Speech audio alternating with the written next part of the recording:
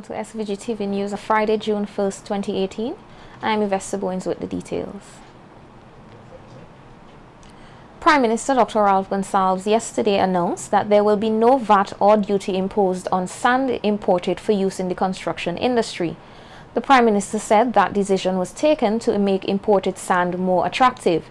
He said that he will be talking with port officials to determine whether more concessions can be given. We don't charge any duties, we charge no VAT. The Minister of Works wanted me at Cabinet as the Minister of Port to agree that there would be no port charges. I told him that I can't agree on that until,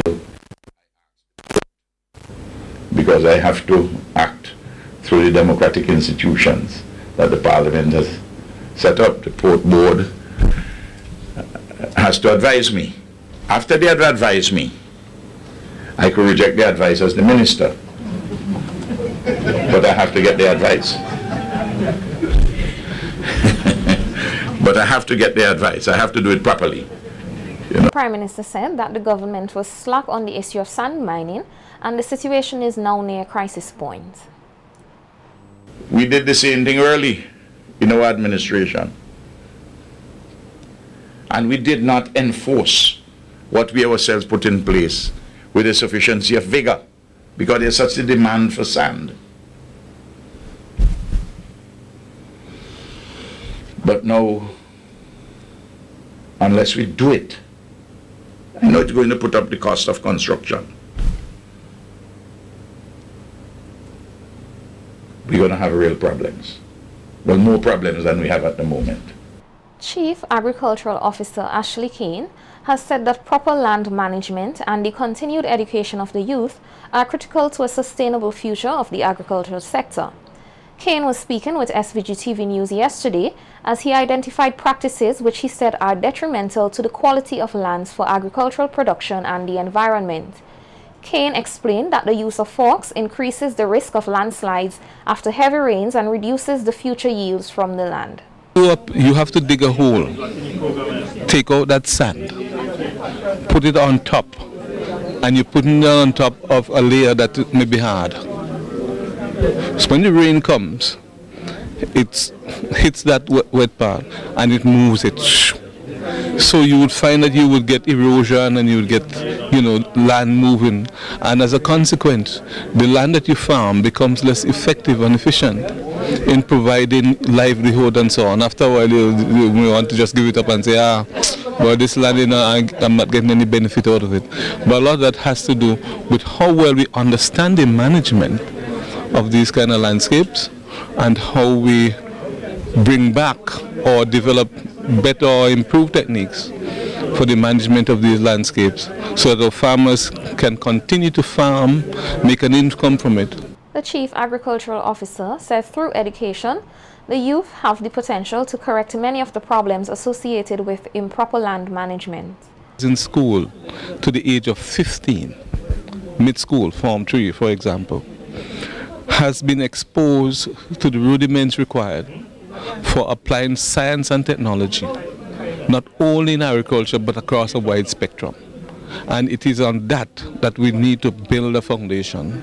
Good thing is they give them school-based assessments and those little projects, etc. to do, which allows them to begin to experiment, to begin to understand about looking more deeply at issues and so on.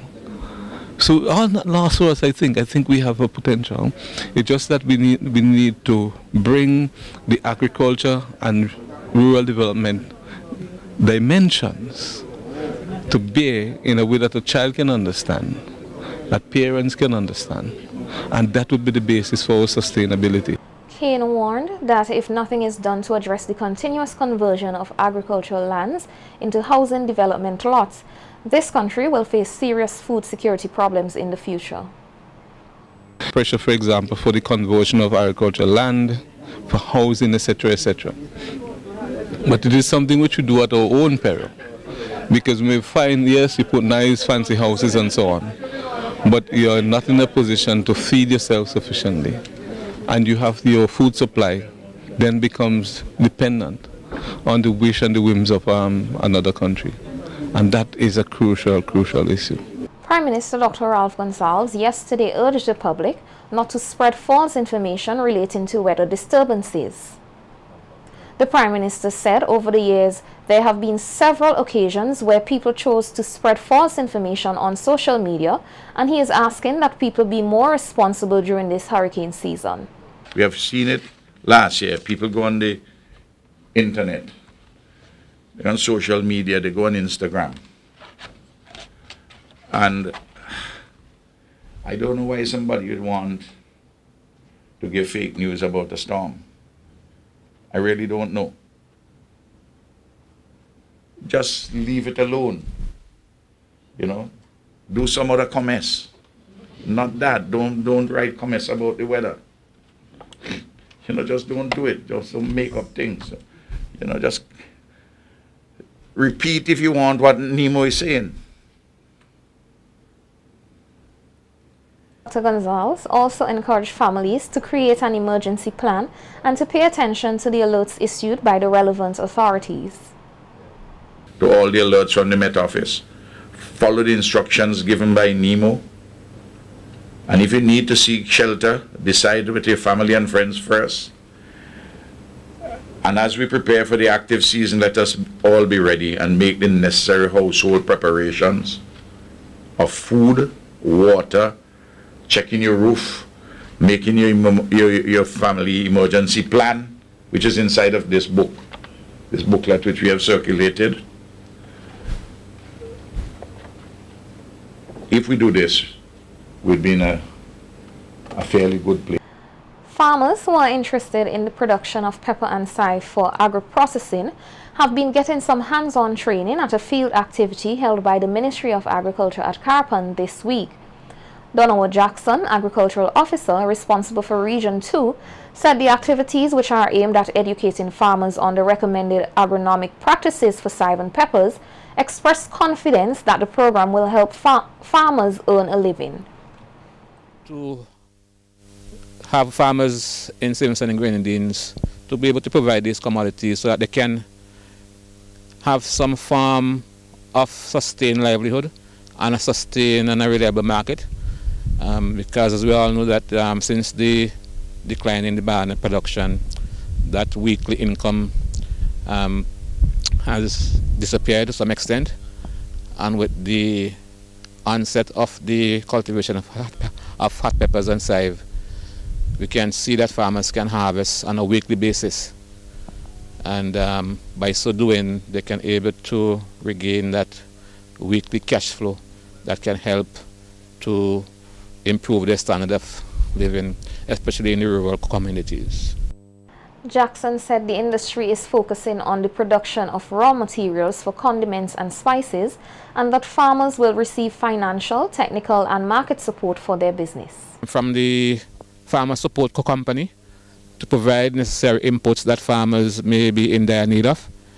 So it is a tripartite sort of relationship between the ministry, between Extension, by and large the Ministry of Agriculture, Vinci Fresh and the farmer support company, working in that working in tandem to be able to provide the farmers with the market on one part, the technical support on one part, and the financial assistance on one part. The agriculture officer assured farmers that the market provided via Winfresh is reliable and sustainable. The price that they have been offered are very reasonable, very competitive, and the important thing is that you have a reliable market where you can sell your produce. It might be a little lower than the retail price that you get in Kingston and the local market, but the important thing is that you are getting a guarantee market, so to speak, and for over a longer period of time. So once you have the productivity increase, once your productivity increases, then there's possibility for you to make a decent and an attractive income from your different enterprises. The opposition New Democratic Party is assuring supporters that there is hope for this nation through its leadership as it prepares for Phase 2 of its annual convention at Greg's on Sunday.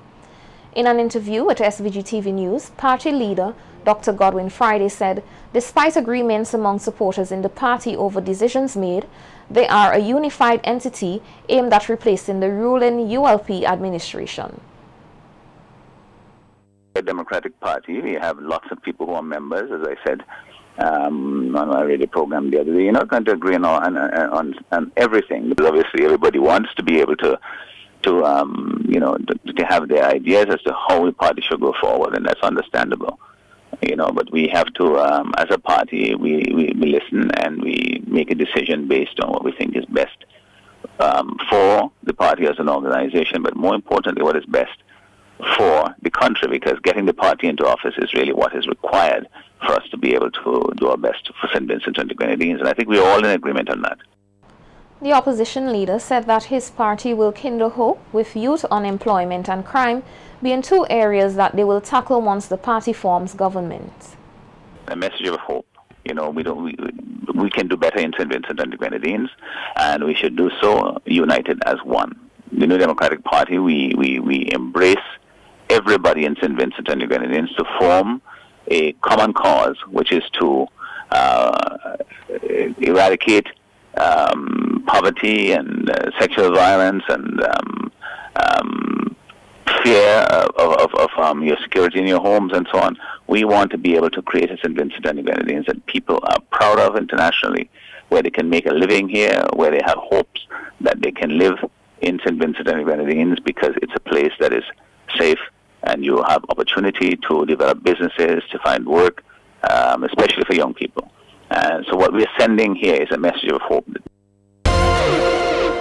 Carnival City Victoria Park will come alive tomorrow night, Saturday, June 2nd, as hundreds of patrons are expected to descend on the venue for the 2018 Miss SVG pageant.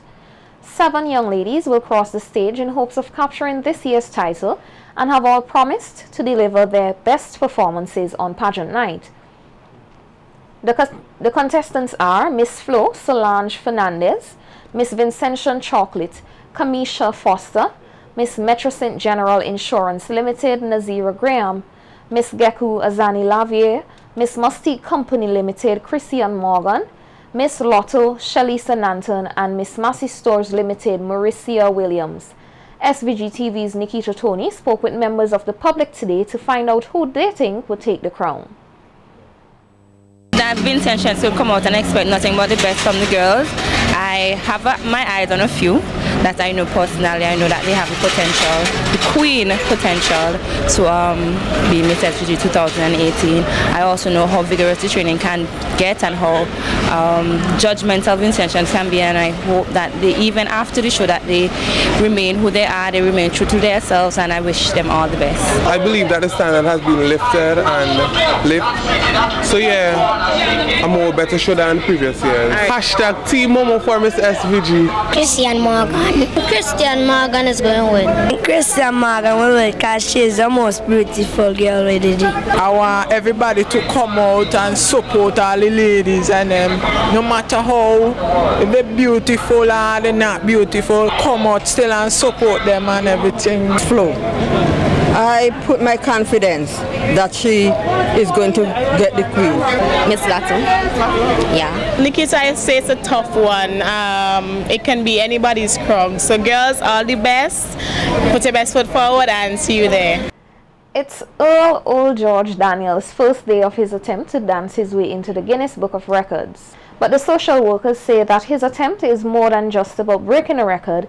It also will serve to bring awareness about the ills in the society. SVG-TV's Sharon Garway dropped in on the dance enthusiast at the start of his marathon session at Peace Memorial Hall and filed this report.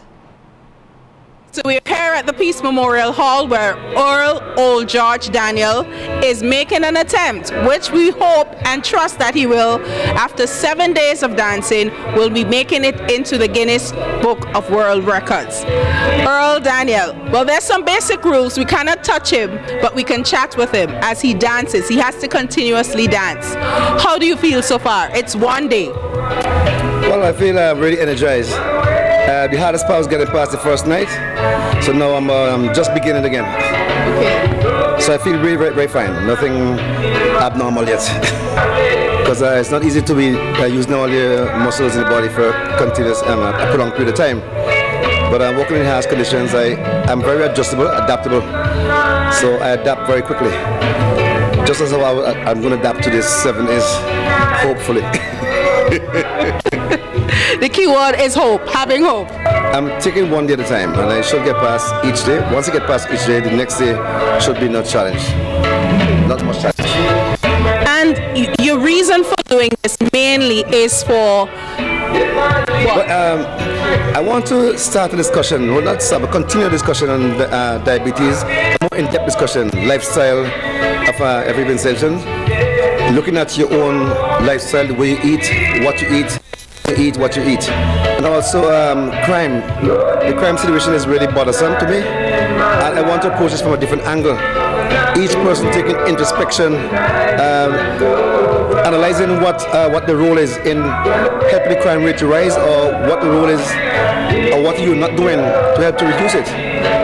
So I hope that we will get to talk to each other in a very civil way, and give a self-analysis as to how you can change, how you can start a different conversation. Because if we do that individually, collectively, we'll have a more peaceful country. And obviously, I'm taking this from the gospel, a spiritual slant. Yeah, spiritual songs. I noticed that your songs are very uplifting.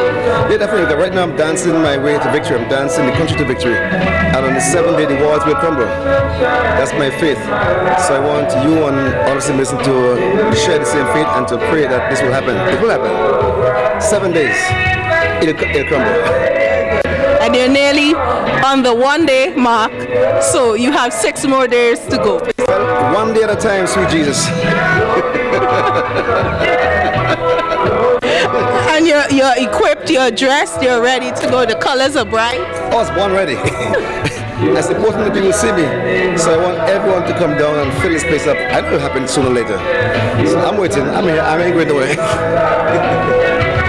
Well, you heard it here. Earl Old George Daniel will be here for the next 6 days. He's dancing for 7 days. He's dancing against violence. He's dancing against unhealthy eating and making sure that Vincentians live right, do right, and become right. Reporting for SVG Television News, I'm Sharon Garraway.